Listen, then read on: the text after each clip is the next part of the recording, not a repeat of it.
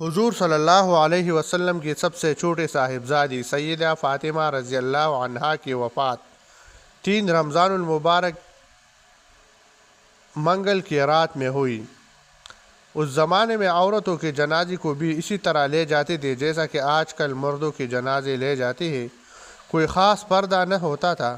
حضرت سیدۃ النساء رضی اللہ عنہا کو اس کی بڑی فکر تھی کہ میرا جنازہ اعلیٰ درجہ کی پردہ کے بغیر جائے گا اور لوگ دیکھیں گے۔ آپ نے بہت شرم محسوس کی۔ افسوس ہے ان پر جو دعوی محبت حضرت فاطمہ رضی اللہ عنہا کا کرے اور اعلانیہ بے پردہ پھرے اور آپ کی پیروی سے دور رہے۔ حیا شرعی بہت بڑی نعمت ہے۔ جس قدر ایمان کامل ہوگا اسی قدر حیا و غیرت کامل ہوگی۔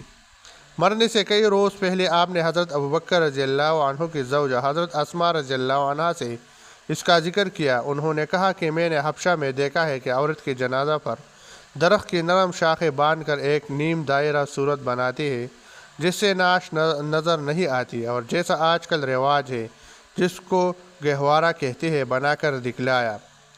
اسے دیکھ کر حضرت فاطمہ رضی اللہ عنہا بہت خوش ہو کر مسکرانے لگی۔